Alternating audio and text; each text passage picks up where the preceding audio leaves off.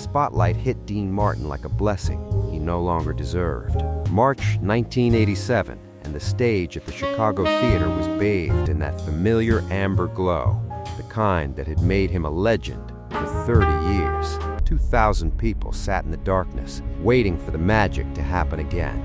Frank was prowling stage left, manic with the desperate energy of a man trying to resurrect the dead. Sammy was spinning through his repertoire with the frantic precision of someone dancing away from time itself. And then there was Dean, the king of cool, the man who made loneliness look like choice and heartbreak look like a martini recipe. But the band kept playing, and Dean had already left the building. Oh, his body was there, moving through the choreography of effortless charm he'd perfected over 4 decades. His mouth formed the words to "Everybody Loves Somebody." His fingers found their marks. The tuxedo hung perfectly on shoulders that had carried scandal, divorce, and fame with that trademark shrug. But anyone who really knew him, the musicians who'd watched him work for years, the stagehands who'd seen him in the wings, they saw it. The light behind his eyes had gone out. What the audience couldn't know, what the columnists would never write about, was what had happened 18 days earlier on a snow-covered mountainside in California. Dean Paul Martin, his golden boy, his only son who truly understood the shy man behind the celebrity mask, had vanished into the wilderness aboard an Air National Guard jet. The search had lasted 3 agonizing days. The discovery had lasted 3 seconds. And Dean Martin, the man who had spent a lifetime making the difficult look easy, had finally encountered something he couldn't charm his way through. The breaking hadn't come with screaming or tantrums. Do you understand? Dean's breaking was quieter, more complete. It arrived in the form of a phone call 2 weeks after the funeral, from a voice that carried the accent of Steubenville, Ohio, a ghost from the working class past he'd spent 40 years trying to forget. On the other end of that line was a woman who'd known him when he was still Dino Crocchetti, before the tuxedos and the spotlight, when he was just another barber's son with calloused hands and dreams too big for a mill town. That conversation lasted 3 minutes. It cracked something in Dean that had been carefully constructed over decades, the wall between Dean Martin the character and Dino Crocchetti the man. By the time he walked onto the Chicago stage that night, he'd made a decision. Not the kind announced in press conferences, but the kind that rewrites a man's soul. What happened next wouldn't make headlines or win awards, but it would reveal something about Dean Martin that Hollywood had spent 50 years trying to hide. And beneath all that cool was a man whose greatest performances weren't on stage at all. Dean Martin spent his life making the difficult look easy, but stories like this reveal the heavy cost of that cool. How could you sit If you there want to and keep lie the to my memory of the face? true Rat Pack You know alive, exactly what consider you did, supporting the and you're channel gonna by pay buying me for a it. coffee using the link in the description.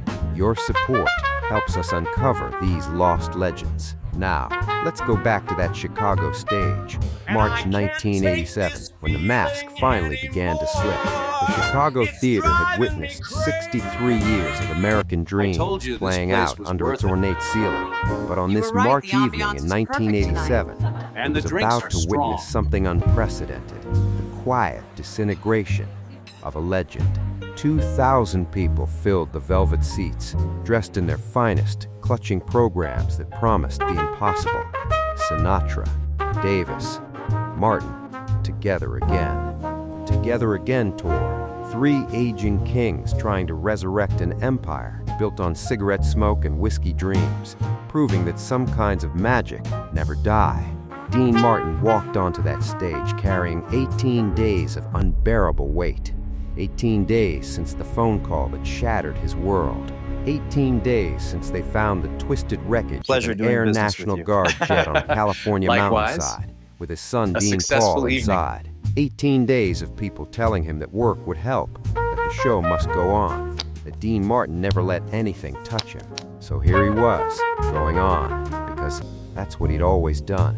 He showed up, he smiled, he made the impossible look effortless. The band struck the opening notes, and Dean's body responded with 4 decades of muscle memory. His shoulders found that trademark loose roll, the stance that had made a generation of men try to walk like him. His mouth curved into the smile that had sold millions of records and twice as many dreams. But Tommy, the drummer who'd been keeping time behind Dean since the Kennedy administration, knew immediately something was wrong. Later, he'd tell his wife, it was like watching a man conduct his own funeral. Every note perfect, every gesture rehearsed, every spark of genuine life completely absent. Dean moved through Ain't That a Kick in the Head and Volare with mechanical precision. His timing was flawless, his phrasing exact, but the musicians in the pit exchanged worried glances. The warmth that had always emanated from Dean Martin, that casual heat that made audiences feel like they were sharing drinks with an old friend, had simply vanished. In its place was something hollow, a perfectly crafted performance delivered by a man who was no longer entirely present. The audience, and a bottle of the 58 intoxicated by Bordeaux, proximity to greatness, didn't notice at first. They were too busy being thrilled by the idea of the Rat Pack to see what was actually happening on stage. But somewhere around the fourth song, the people in the front rows began to feel it, a coldness radiating from the man who'd built his entire career on making others feel warm. I'm the luckiest man in this club. That's Amore, the Oh, song stop that it, had you're made him making me famous in blush. 1953. Happy The anthem anniversary, that had my followed love. him through every phase of his career like a shadow Oh, you he couldn't shouldn't have. shake. The band launched into those familiar opening bars, and Dean stepped to the microphone. His mouth opened, and the words came out perfectly formed, each syllable landing exactly where it should. When the moon hits your eye like a big pizza pie, that's Amore. When the world seems to shine like you've had too much wine, that's Amore. And then, in the middle of the second verse, Dean Martin simply stopped. Not dramatically, not with a flourish or a stumble or any of the theatrical gestures that might have made it part of the act. He just stopped singing while his mouth was still open, while the band kept playing behind him, while 2,000 people held their breath, wondering if this was some new bit of business they didn't understand. Dean stood there under the spotlight, staring up into the rigging, into the lights, into something the audience couldn't see. His face didn't crumble. His eyes didn't fill with tears. The mask he'd worn for 40 years stayed perfectly in place, but everyone watching knew they were witnessing something break that couldn't be fixed with applause or laughter or another round of drinks. Frank Sinatra, prowling stage left like a caged panther, saw it happening and went into damage control mode. He'd bounded over with that manic energy he'd perfected over the years, slapping Dean on the back, his voice booming with forced warmth. "Ah, you know our boy here," Frank chuckled, grabbing the moment by the throat before it could turn ugly. "A little too much love in that glass again, huh, Dean?" A ripple of nervous laughter rolled through the theater. The easy explanation, the eternal out, Dean Martin, lovable drunk. Nothing fragile here, nothing broken, just another night in the kingdom of cool. But Dean wasn't playing along. He turned his head slowly, looking at Frank as if he were trying to place him from a long time ago.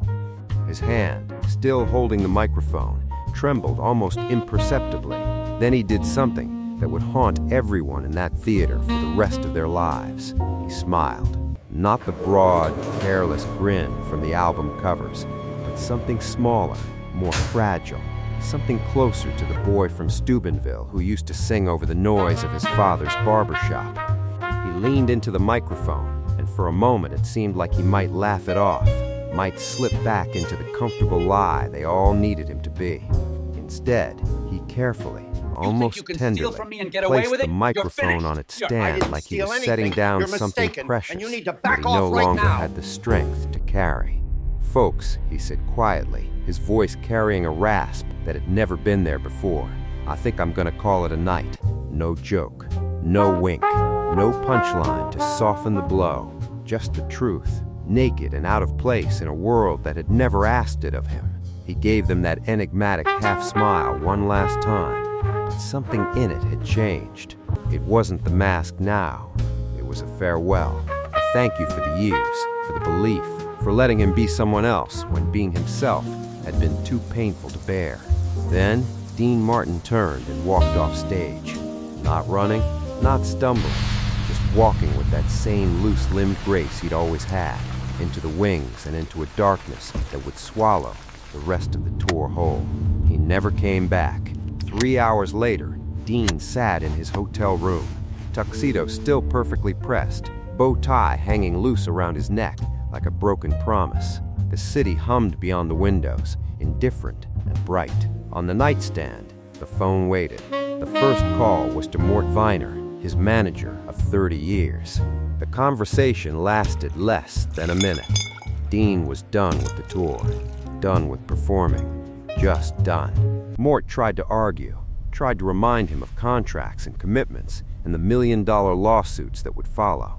Dean listened to all of it in silence, then simply said thank you and hung up.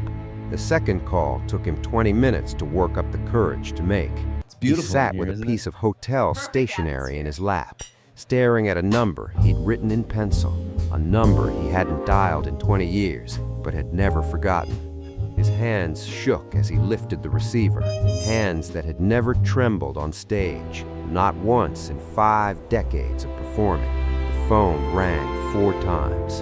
On the 5th ring, a woman's voice answered, carrying the thick, unmistakable accent of Steubenville, Ohio. The sound pulled Dean backward through time, away from Beverly Hills and Vegas suites, back to streets that still smelled of steel and river water. Hello? He opened his mouth to say this is Dean Martin, the way he had 1,000 times before. But that wasn't who had made this call. Not tonight. Angela? He said softly. It's Dino. There was a silence on the line, not empty, full of recognition, of years, of things left unsaid between a woman who had stayed and a boy who had run away to become someone else. Dino Crocetti, she replied at last, her voice breaking on the old name. I wondered when you were going to remember who you really are. But Angela Torino told him next, about her late husband Tony, about the photograph she'd kept all these years. Just let me know if you feel any sharp pain as I never press forget down where here. He came from, would force Dean to confront the one man he'd spent a lifetime hiding from. Not the star, not the king of cool, but the barber's son who had once believed that leaving home meant leaving himself behind forever. To understand what shattered that night in Chicago, you have to These travel documents back prove to you a were at place the Dean scene that Martin night. spent 50 years trying to forget. This is a forgery. Steubenville, I deny Ohio everything. in the 1930s wasn't just a town. It was a verdict written in coal smoke and steel dust, a place where destiny arrived with your father's accent and your family's name. Young Dino Crocetti learned early that in America, even breathing could mark you as foreign. His father's barbershop sat on the corner like a piece of the old country transplanted into industrial America. The air inside was thick with bay rum and tobacco, heavy with the conversations of men who spoke Italian more naturally than English. Look, I know what it Gaetano looks like, Crocetti's but you hands must moved let me with a barber's explain. precision, Just give me but when he 5 spoke minutes. to his American customers, his tongue grew careful, deliberate, If you could just always settle 2 the beats bill, Mr. behind the Dubois. rhythm of belonging. I told Little you I'm Dino not paying swept for the this. dark Now leave us curls alone. from the cracked tile floor, listening to the men who came in from the mills with their shoulders bent and their hands cracked, speaking in the language of their Should've never mothers come about here. pain they couldn't translate. Let go of me! Barbershop was sanctuary. School was battlefield. At Grant Elementary, Dino's name became a weapon in other children's hands. They stretched it wrong, made it sound like mockery. Crocetti, Grossetti, Dino Spaghetti. The teachers, mostly Irish and German women who'd been in America long enough to forget their own parents' struggles, What is the meaning of would this? pause deliberately at roll call, squinting at his name like it was written in a foreign alphabet. Is that how you say it?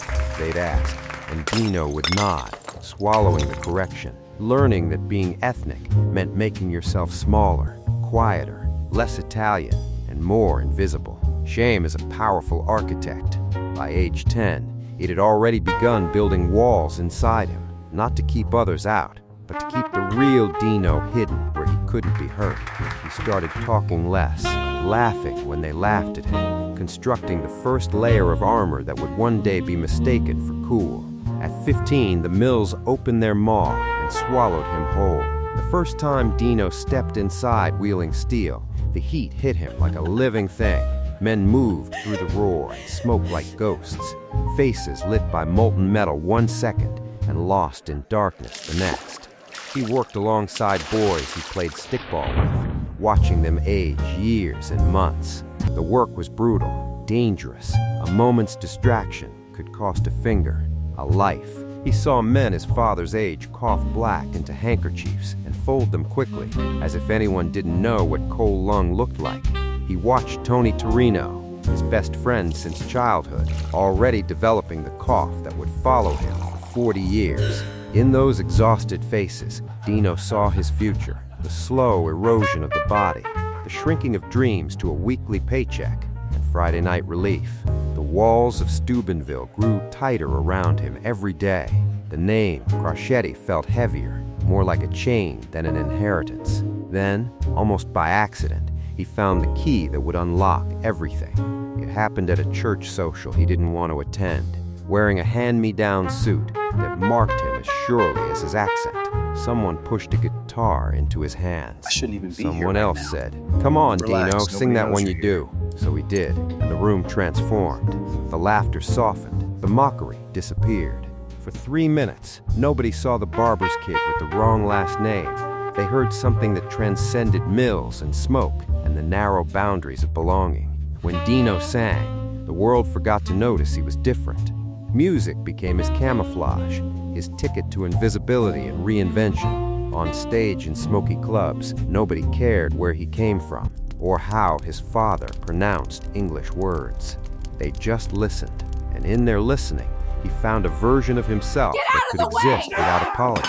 The transformation was deliberate and ruthless. He studied American movie stars, mimicking their posture, their casual confidence. He practiced losing the accent in front of mirrors, flattening vowels, hardening consonants, until the music of Italian disappeared from his voice. He perfected a smile that was charming, but revealed nothing. A smile that invited people in, kept them at the door.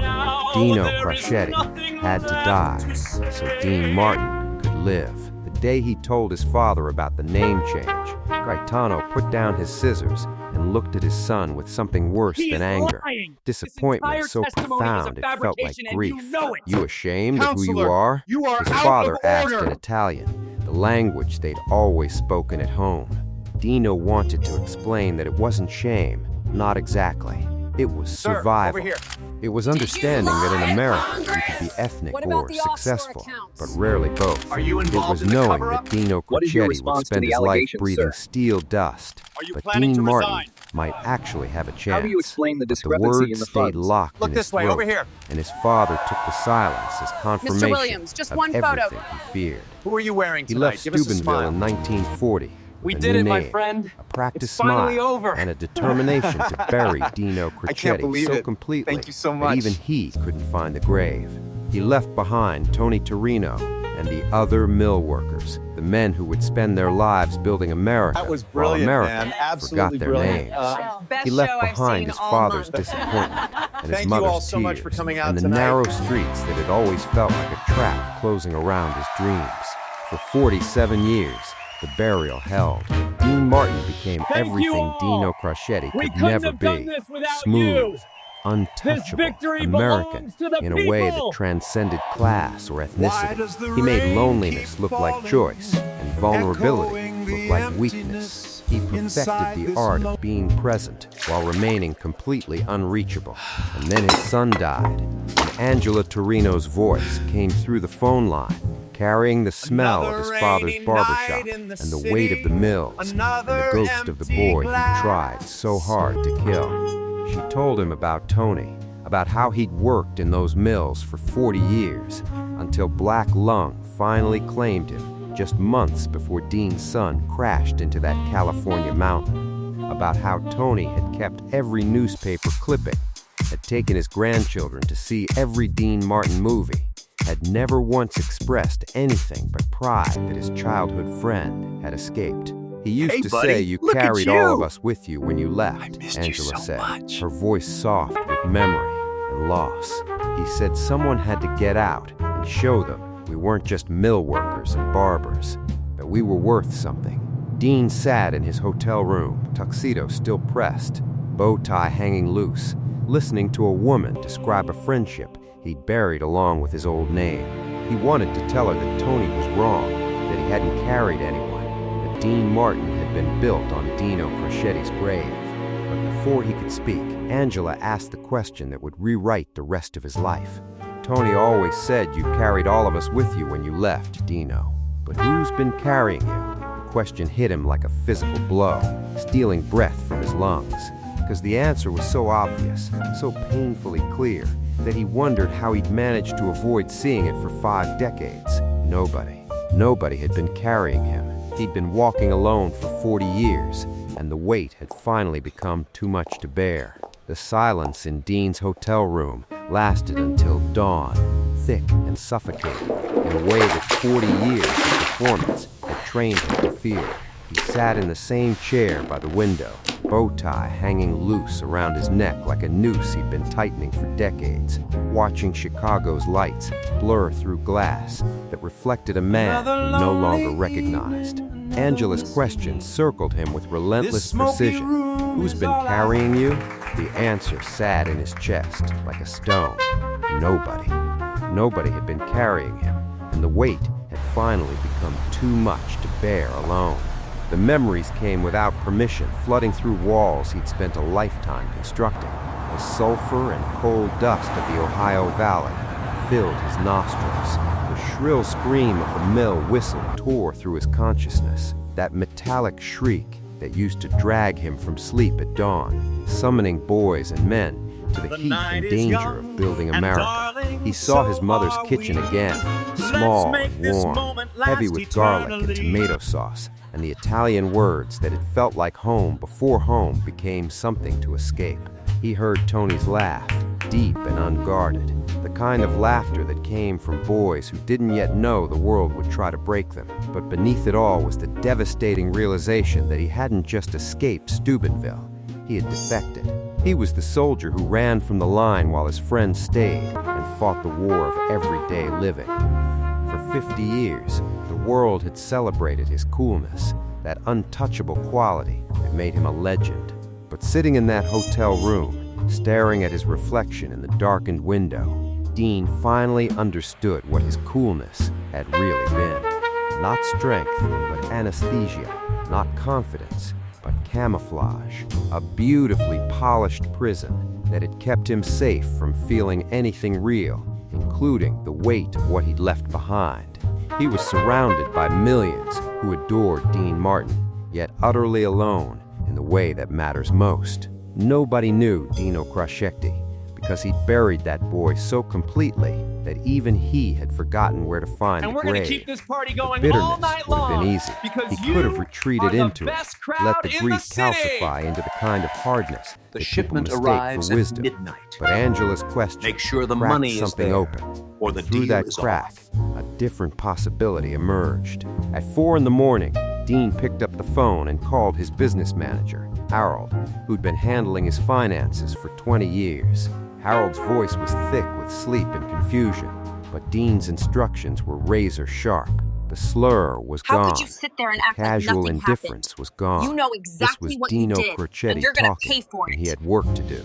I want to set up trust funds, Dean sat, his voice low and steady, for families in Steubenville, widows of mill workers, kids who lost fathers to industrial accidents. Harold started talking about tax implications and public relations opportunities. You must understand and Dean this. cut him off If the with money isn't there by unprecedented Tuesday, clarity.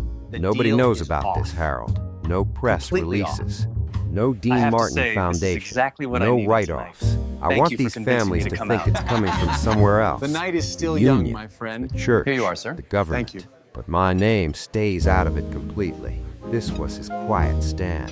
Angela would start receiving monthly checks disguised as a survivor's pension from a steelworkers fund that existed only on paper. Other widows would find envelopes containing back pay Welcome for back, sir. husbands Thank who you. died It's good to years be earlier. Children The would band is receive really scholarship swinging notifications from organizations with I official presume the sounding arrangements names are finalized. and no actual addresses. Every transaction carefully Everything is in structured order, to hide its source, routed through law firms and charitable trusts that existed only to protect Dean's secret. The generosity didn't ease his grief. It sharpened it. Each check he authorized, each life he quietly changed, reminded him of his son, of his authentic self, of the community he'd abandoned in his rush to become someone else. But for the first time in years, the pain felt clean, not the dull ache of suppression, but the sharp, necessary pain of a bone being set. As dawn began to bleed gray into the Chicago sky, Dean made one final call. This one was to a funeral home in Steubenville, the same one that had buried his father. He needed to pay for Tony Torino's headstone. When the director asked for the inscription, Dean closed his eyes, picturing the cemetery on the hill, the soot-stained angels watching over the men who had given their lungs to the steel mills. "Put this on the stone," Dean whispered, dictating words that made no sense to the funeral director. Enough! Words that would sit there in the grass for 20 years before anyone understood what they meant. It wasn't a Bible verse or a poem. It was a confession carved in granite, waiting for the future to read it and finally understand the secret Dean Martin had carried alone for so many years. The attic smelled like old paper and rain that never quite dried, heavy with the accumulated dust of a lifetime. In the summer of 2010, Tony Torino Jr. stood, hunched, beneath the low rafters of his late grandmother, Angela's house in Steubenville, sorting through boxes that felt heavier than their size justified. Angela had died quietly 3 months earlier, leaving behind a house that smelled of lavender and secrets, and a mystery she had never spoken aloud. He found it tucked away in a battered shoebox, labeled important papers in her trembling cursive.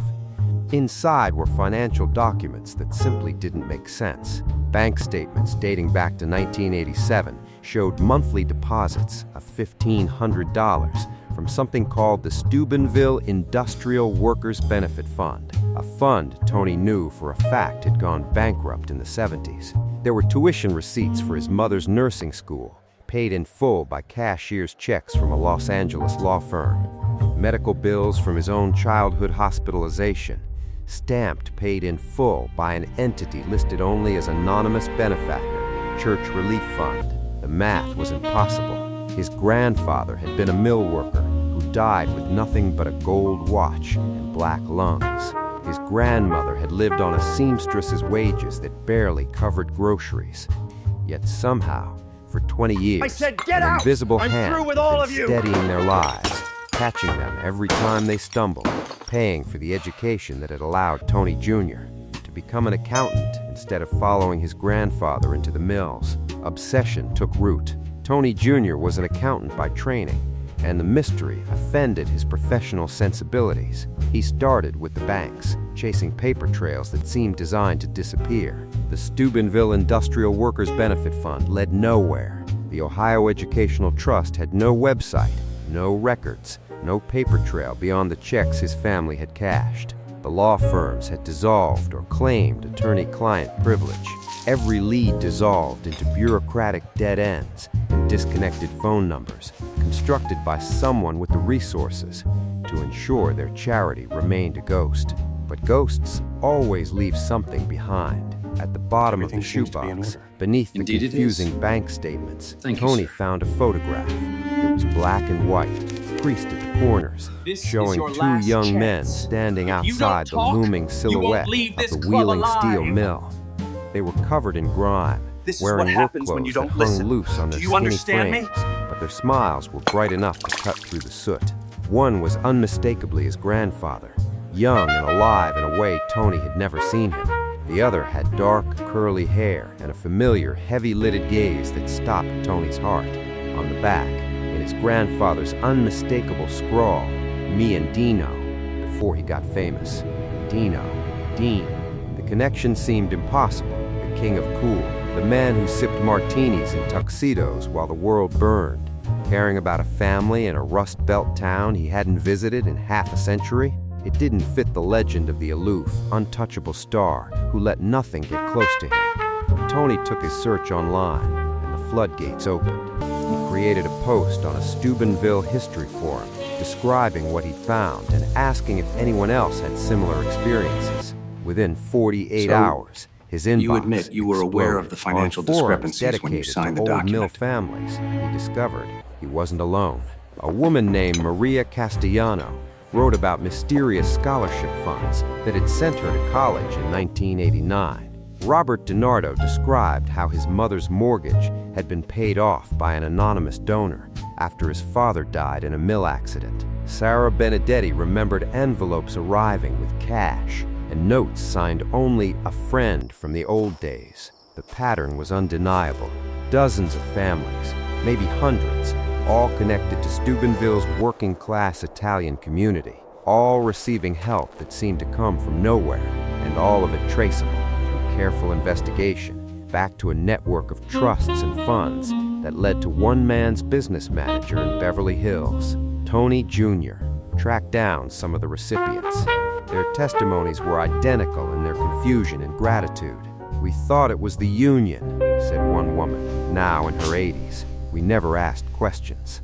You don't ask questions when a miracle happens. A brilliant kid from the wrong side of the tracks, now a surgeon in Cleveland, wept when Tony showed him the photograph.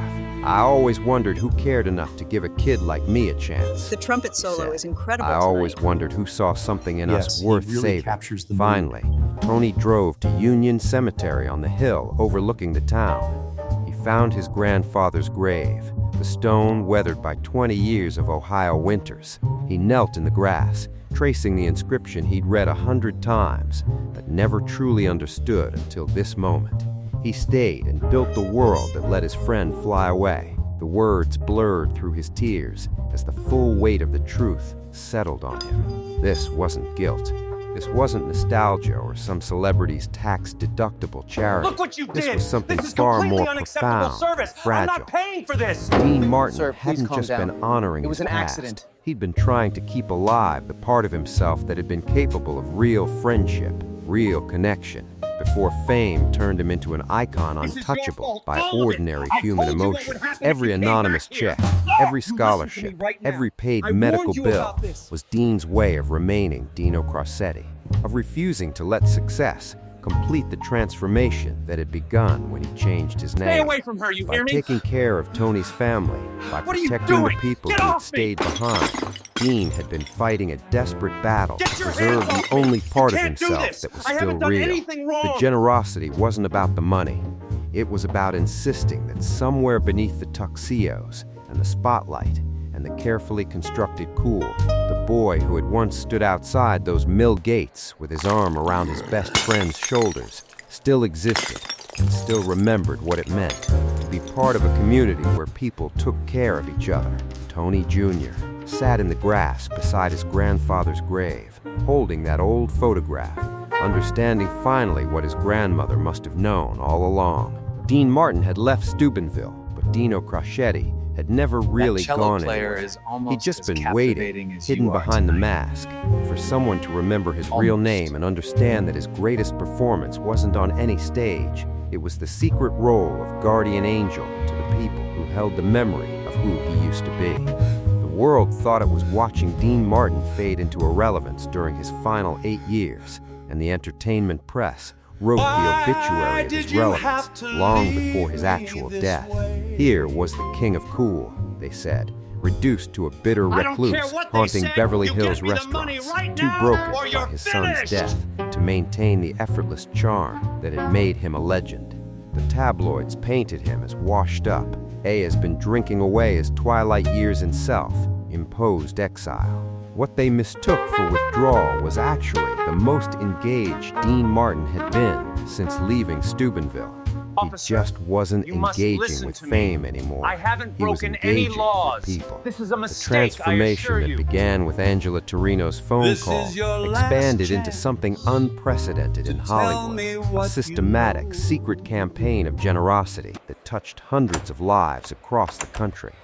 Harold, his business manager for 30 years, would later reveal the staggering scope of what Dean had orchestrated. The infrastructure was as elaborate as any major corporation, built entirely around the principle of absolute anonymity.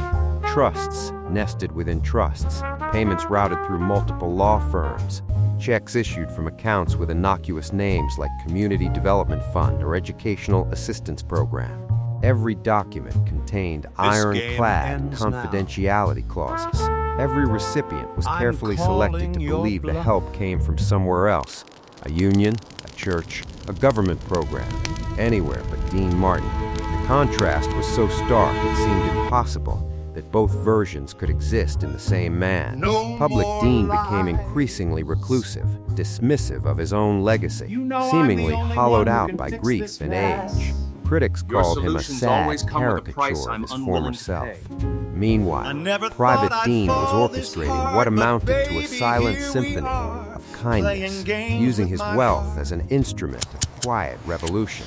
There was the struggling Vegas lounge singer who found $5,000 under his dressing room door with a note that said simply, "Keep singing." There was the elderly wardrobe mistress from his television show who discovered her mortgage had been mysteriously paid off after mentioning her financial troubles in passing. There was the studio janitor whose car broke down in the parking lot, who returned the next day to find a new sedan waiting with the keys in the ignition. But nowhere was this secret life more vibrant than at La Famiglia, the modest Italian restaurant on Ventura Boulevard that became Dean's sanctuary. Every evening around 6, he would drive himself there, taking the same corner table, ordering the same pasta fagioli, watching the room with eyes that missed nothing. The owners, immigrants from Calabria, treated him like family rather than celebrity, and Dean responded by becoming their silent partner in survival. He didn't just tip well, though his tips were legendary, often exceeding the cost of the meal. He quietly paid for other diners' meals, slipping the owner cash with instructions to tell the grateful customers it was on the house. When Maria, the head waitress, needed surgery she couldn't afford, an anonymous benefactor covered the entire cost. When the restaurant faced closure due to a tax problem, a mysterious investor appeared with exactly the amount needed, then disappeared once the crisis passed. The staff knew, of course. You can't hide that kind of consistent kindness from people who see you every night. But they protected his secret with the fierce loyalty of people who understand that some gifts are sacred precisely because they're given without expectation of recognition. Dean had created what amounted to an informal support system, a safety net woven from his own fortune and stretched beneath the tightrope walkers of the working class. He became a silent partner in the survival of strangers, paying off mortgages for widows he met in grocery stores, funding rehab for musicians who had fallen off the wagon, covering medical bills for restaurant workers whose children needed surgery. The network expanded through invisible connections. A bartender at La Famiglia had a cousin in Steubenville. Suddenly, his sick child's prescriptions were covered by a mysterious pharmaceutical assistance program. A dishwasher had a brother in Vegas who'd blown his savings after an injury. Somehow, his rent was paid for 6 months by an emergency relief fund that existed only on paper. Dean's kindness spread outward in invisible rings, each act of generosity creating ripples that touched lives he would never know about and places he would never see. The more the public forgot him, the more he seemed to remember everyone else. He had traded the adoration of millions for the genuine gratitude of a few hundred, and the trade seemed to suit him. He wasn't performing cool anymore. He was living it. True coolness, he had discovered, wasn't about indifference or untouchability. It was about having the power to change a life and choosing to do it in the dark, where the only reward was the act itself. In 1993, 2 years before his death, Dean did something unprecedented.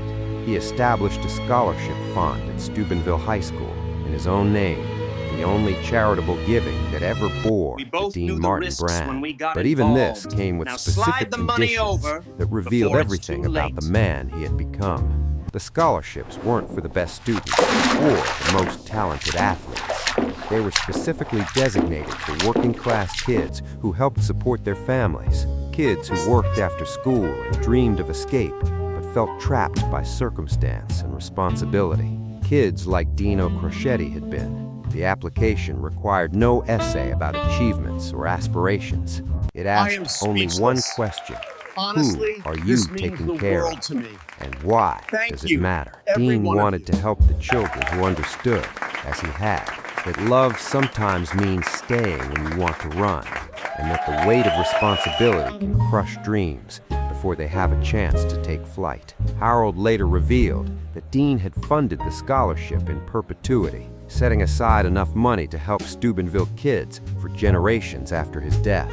It was his way of finally answering his father's question from all those years ago.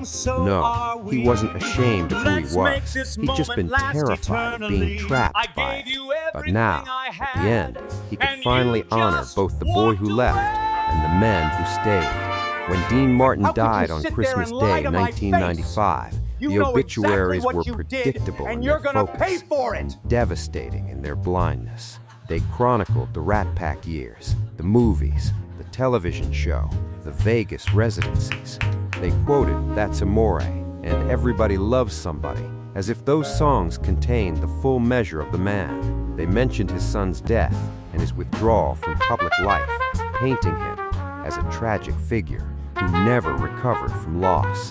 The headlines mourned the end of an era, the death of the last great entertainer from Hollywood's golden age.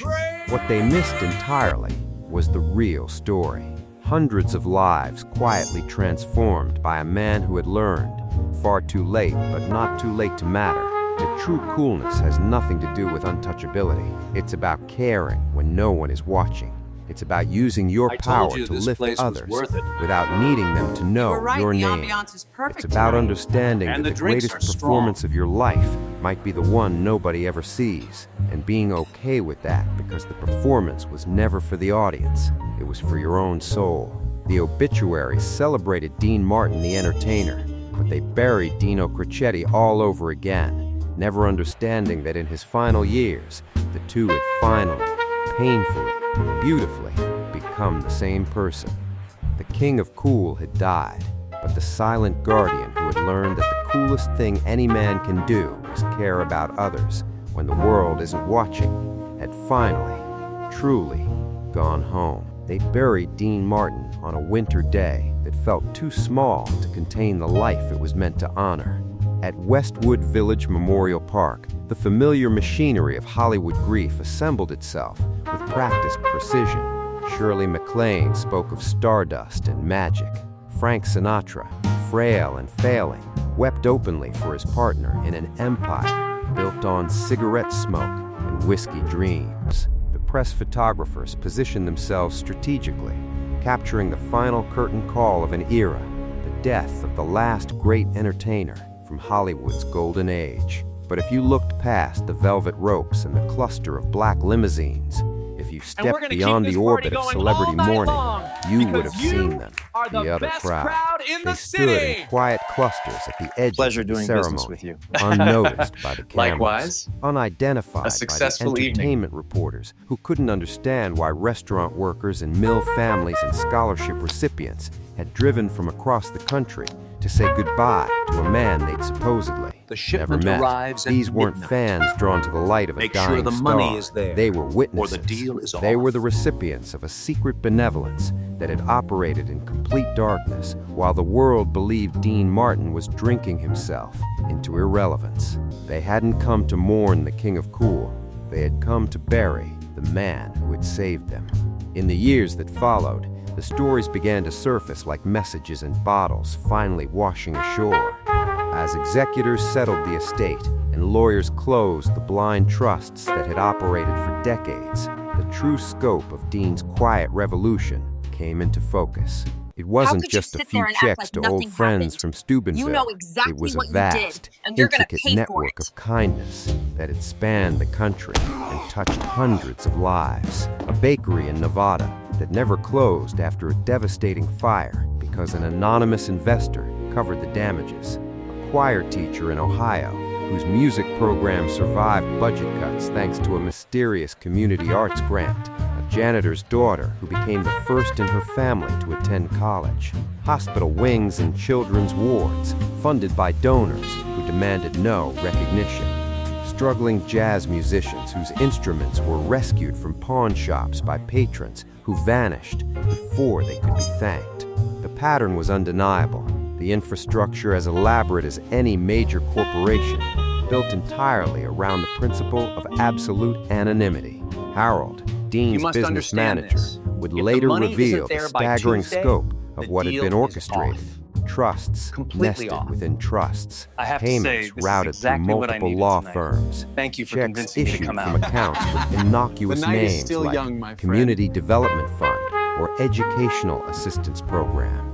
Every document contained ironclad confidentiality clauses. Every recipient had been carefully selected to believe the help came from somewhere else, a union, a church, a government program, Here you are, sir. anywhere but Dean Martin.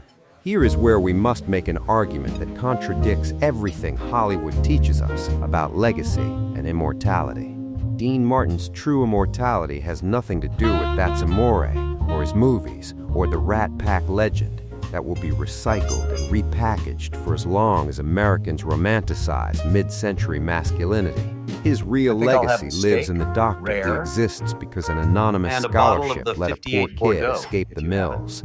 It lives in the families that kept their homes because mysterious benefactors paid off their mortgages. It lives in the breath of children who grew up healthy because he covered their medical bills. In the dignity of widows who survived because he remembered them when the world had moved on.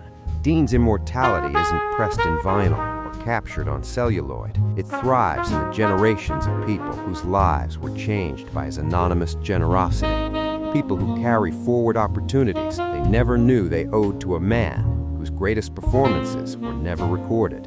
What Dean accomplished in his final years was something far more difficult than becoming a star. He found a way to integrate the two halves of himself that had been at war since he left Steubenville in 1940. He couldn't become Dino Crocetti again. That boy was gone forever, buried under 50 years of performance and fame, and the accumulated weight of being Dean Martin. He found a way to honor that boy, to let him speak through actions rather than words, to use Dean Martin's wealth and power to fulfill Dino Crocetti's understanding that people take care of each other, because that's what makes us human. The entertainer who brought joy to millions, and the mill worker's son who never forgot where he came from finally, painfully, became one person. And so that night in Chicago, when the band kept playing while Dean walked off stage, looks entirely different in retrospect. The entertainment world recorded it as a collapse, a surrender to grief, the moment Dean Martin gave up. They were wrong. It wasn't an ending, it was a commencement. Dean didn't quit that night. He simply changed jobs. He stopped working for the applause of strangers and started working for the salvation of his own soul. The 8 years that followed weren't a retreat into irrelevance, but the most authentic period of his life, lived almost entirely outside the spotlight that had defined him, spent in quiet acts of generosity that would have embarrassed him if they'd been made public. The ripple effect of that decision continues today, in ways Dean never lived to see. Tony Torino Jr., the accountant who discovered his family's secret benefactor while cleaning out his grandmother's attic, didn't just document the legacy, he continued it. Inspired by the man who had saved his family without seeking credit, Tony established his own anonymous giving program, using his financial expertise to help struggling families in ways that can't be traced back to him. The nurse who had once been a scared scholarship girl began leaving cash in envelopes for single mothers at the hospital. The Vegas singer turned teacher created a friend from the old days grant for students who couldn't afford instruments. None of them used Dean's name. They understood instinctively that the purity of the gift lay in its invisibility, that they were continuing not just his generosity, but his method, kindness as a private act of integrity, not public relations. On Dean's grave at Westwood, the marker is simple, almost disappointingly modest for a man of his stature. Just his name, his dates, and the words "Everybody loves somebody," a reference to the hit song, but also, perhaps, a quiet acknowledgement that he had finally learned how to love everybody back. But the real memorial isn't in Los Angeles. It's in Steubenville, in the local history museum, where that old photograph of two young men outside the mill gates is displayed in a place of honor. Dean and Tony, covered in soot and grinning like they owned the world, before fame and black lung disease and the weight of choices made them into different men. Beneath it, Tony's words, written on the back in his own hand. I didn't Got steal out anything. for both You're of us, mistaken, but he and you never need to really back left. off right now. That inscription contains the full truth of Dean Martin's life, the escape and the return, the transformation and the remembering, the boy who left and the man who found his way back. Dean Martin spent 50 years making loneliness look like choice and vulnerability look like weakness, perfecting a performance of effortless cool that made him a legend and a prisoner in equal measure. But that night in 1987, when he finally let the mask slip, when he stood on stage and simply couldn't pretend anymore, he began the slow, difficult work of becoming whole. He never became Dino Crocetti again. That boy belonged to another century, another world that no longer existed. You can't go back. The mills are closed. The friends are dead. The streets that shaped you have been paved over by time. But Dean found something better than going back. He found a way to honor that boy, to let Dino Crocetti speak through Dean Martin's actions, to use the fame and wealth he'd accumulated, to take care of the people and places that had shaped him, before he learned to hide who he really was. In doing so, he discovered the truth that had eluded him for 5 Everything decades, seems to be in order. that the coolest Indeed thing it any is. man can do is Thank care you, sir. about others when the world isn't watching. Not the performative caring that comes with press releases and foundation galas and your name on a building, but the quiet, invisible caring that changes lives without needing credit or recognition. The kind of caring that comes from understanding that we're all connected, that the boy who escaped This is the what mills happens when you don't and the men listen. who stayed Do you behind understand are me? part of the same story, and that using your good fortune to ease someone else's burden is the only performance that really matters. That's Dean Martin's real legacy, not the songs or the movies or the Rat Pack mythology, though those will endure in their own way. His true immortality lives in the lives he changed, in the opportunities he created, in the kindness that continues to ripple outward through people who never knew his name, but carry forward his understanding that we're here to take care of each other. In the end, after all the spotlights dimmed and the applause faded, and the king of cool became just another old man facing his mortality, Dean Martin finally became the person Dino Crocetti always hoped he'd be. Someone who mattered not because the world was watching, but because he chose to care when no one was. Beautiful in here, isn't it?